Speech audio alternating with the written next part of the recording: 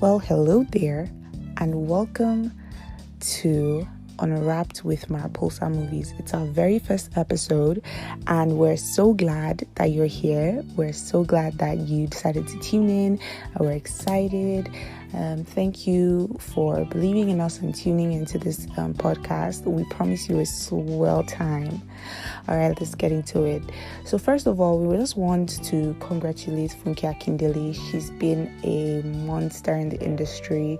She's literally swept all the accolades. So congratulations to her on getting to 1.4 billion naira with A Tribe Called Judah, the highest grossing Nollywood movie of all time.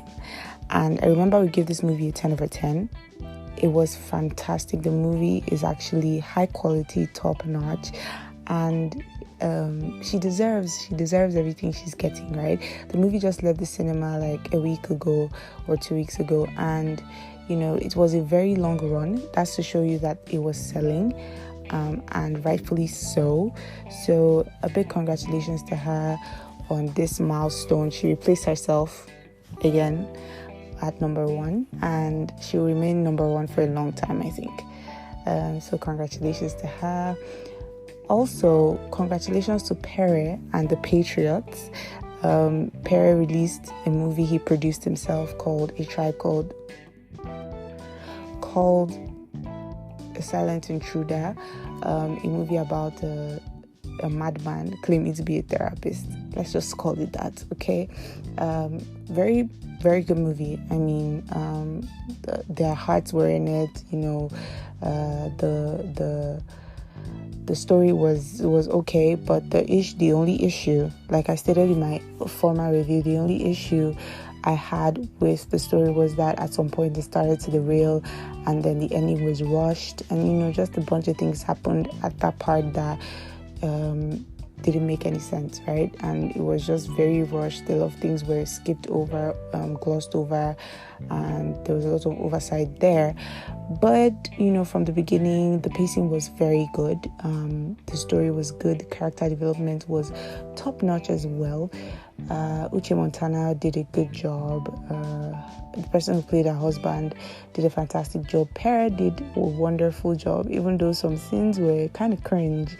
But he did okay. He did a very good job. He's a good actor, so he did a good job. So next thing we need to talk about is All Is Fair in Love, which is DME's first production as well. Also doing very well, along with the Silent Intruder. Did very well at the cinemas. It's probably still in the cinemas right now. Haven't watched it, but I've seen a lot of discourse about it on social media. And something that's really trending right now is basically the sex scenes, which is weird. I mean, we live in a horny society, so I'm not even surprised that the sex scenes are what is trending out of that movie. But it just brought something to my attention, right? I saw the clips, and I just wonder, is Nigeria now shifting into that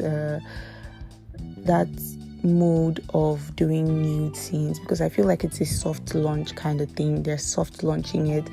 They're trying to cross the line just to see how people react, right?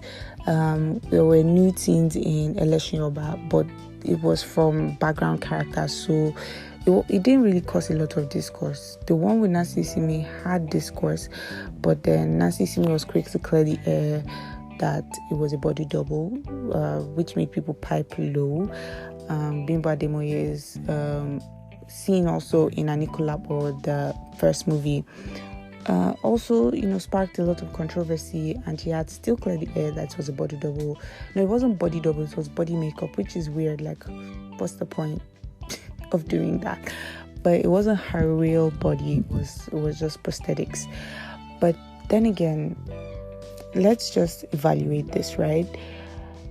The Nigerian movie industry isn't known for nude scenes, and it's just quite strange that it's getting to the point where they're shifting in that direction. I feel like they're moving in that direction, and we as Nigerians were really sensitive they're soft launching it now, but then when they finally move completely into that dimension of filmmaking, I feel like it's going to ruffle a lot of feathers, right? There are a lot of people who would not stand with it, and I understand that it happens in Hollywood movies, but then that's Hollywood movies, right? It doesn't really concern us because it's not us. But when it becomes us, that's where the problem is going to be. And personally, I feel like it's not progressive to think that, oh, new teens can be added to movies. It's actually regressive. Society is dying.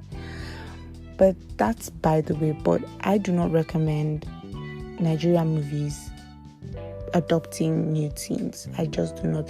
The sex scenes are already too much. Like, doing new teens is a whole other level of extra. Like, I don't feel like they should do it. It's going to bring a lot of controversy. I know all PR is good PR, but still, I don't think Nigerians are going to take it that lightly, because see what happened with Shantytown. Even a Anikulapo, there was an outrage, literally. So moving on from that, I'm going to watch the movie and review, and then we can do an in-depth review on the next episode of this podcast. But right now, I just want to talk about that because that's been on my chest for a while. Also, let's talk about Avatar. So, our Avatar fans in the house, let's just talk a little bit about that. So, Avatar has been renewed for season 2 and season 3, and it's probably going to be filmed back to back. So, we'll probably be getting season 2 in 2026. And here's what I have to say about Avatar. So, it's not a one-to-one remake, like I said before, and to fully enjoy this, especially as a fan of the animated series, you have to push aside the animated series, remove it from your mind, just clear your mind of it, and then focus on this one. Because even though it keeps the spirit of the original, it keeps some of the character personalities of the original, so the spirit is there, right? It feels like you're watching the actual show. It made a lot of changes that do not, because probably they won't translate well to live action. They made a lot of changes. It's a bit darker. You can literally see fire killing people and stuff like that, which wasn't in the animation because obviously, like, it's for children. So this is not a children's. Children can watch it, but it's not really targeted towards children. It's targeted towards like preteens, teens, and adults, right? So it's not something you watch with the animated series in mind. Just watch it as its own show. You will thoroughly enjoy it, I promise you.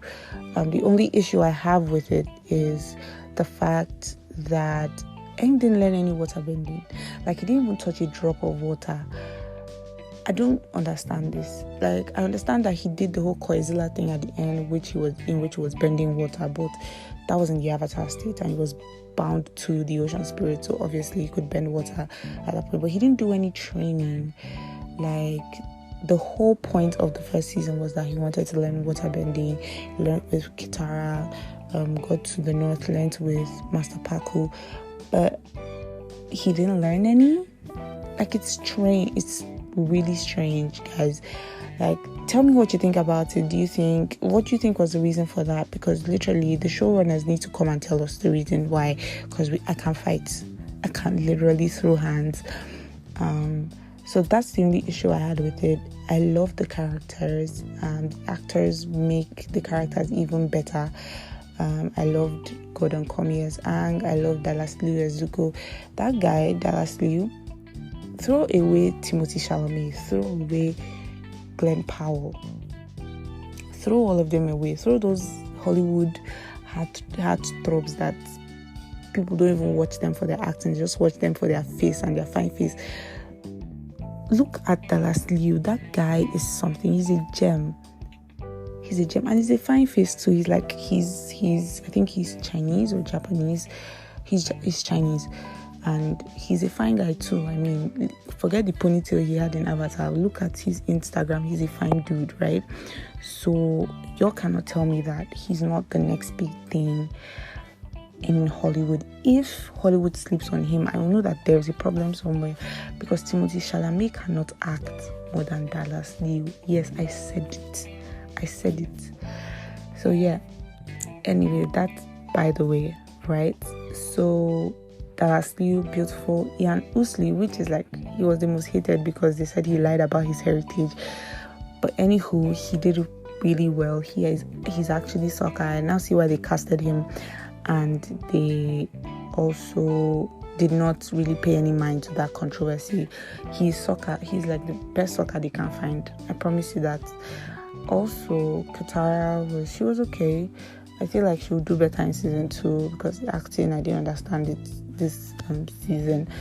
Also, the girl that played Azula, people say she doesn't look like Azula, but then she really did well as Azula. Like, Azula is in a character. Everybody should listen up, right? Azula is in a character development stage. Azula is not in her full evil characterization yet. She's in her evil characterization development stage. She's still developing into that evil character we all know. In season 2, I feel like we saw a little of that evil personality at the end when she took over Omashu. Her father has literally damaged her at that point. So by season 2, we're going to be seeing Azula in the Boski. We're going to be seeing her in action. So just, keep watch and wait. You'll see what I'm saying. So, apart from that, we have a whole lot of movies that just came out.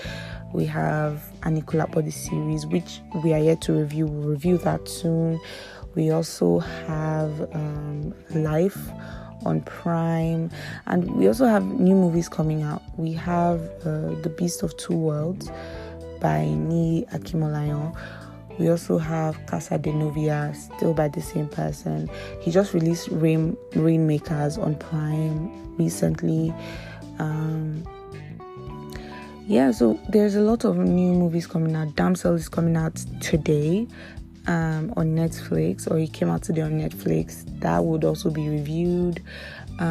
Also, we have 2 series that we all love, which is Flossom and Skinny Girl in Transit, which brings me to my next point. What is going on with Skinny Girl in Transit? Like, they're really dropping the ball this time around. This is season 7. The first error that I want to note is that the cover picture they used to promote season 7 was taken in season 6. I can remember those are the promo pictures for season 6 that they used for season 7. How lazy is that? That's one. That's where you even know that this season 7 was by force, because season 6 ending was the perfect ending. This season 7 was by force. That's one. Number 2, the episodes have no head or tail. Very short. Let's start from there. They're very, very short. And then they do now have head or tail. The first episode was 30-something minutes. I was like, okay, yeah, we're getting somewhere. And then the second episode reduced. Third episode still reduced from there. We're going to get to 15 minutes at this point. And then the story isn't going anywhere. You have Tiwa Amide only showing up in an episode for 2 minutes or less, or maybe 1 or 2 scenes, and that's it. Okay, Shalewa, that we're saying, okay, they're focusing on her. The story is not storying. It's not going anywhere. Like, okay, now she has broken up with Mohammed and she has decided to focus on herself. What next for her? Like, what is next? She's doing a volunteer work, and then she met somebody there that she turned down. What next for her? It's not looking like there's anything after this. Do you understand? Like, there's no suspense, there's no build-up, nothing. And then Darren Sola got the fine guy. Like, Darren Sola is a supporting character. She's not a main character. So for her to be getting this kind of very big story, and then Shaliwa is there wallowing away in therapy, I don't understand what is going on. Is Darren supposed to be the next skinny girl, or is she supposed to be the next main character? I don't know. Why is she getting Kuliremi as a love interest when Shaliwa is there? What is going on? I love her storyline though, like, it's great and all, but I feel like it's missing a lot of things because they are rushing. First of all, they are rushing, and they are not rushing to anywhere. There's nothing. it's insane. I've spoken about it too much, but it's really infuriating because we love this show. We've loved the show from season 1 to season 6. Season 7 is really a bust. Can't lie to you. I'm still going to watch other episodes because I have to review, but if I wasn't reviewing it, I probably would have stopped watching it by now, and that's being candid. But then we have Flossom, which is a very good show. I think Skinny Girl in Transit should employ Dami Elebe again.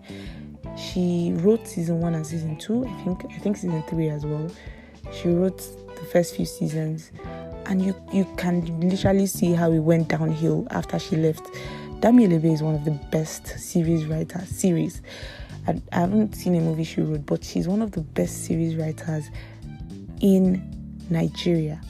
I'm telling you, she's one of the best. She knows her onions, because all the shows that she has written are all top notch.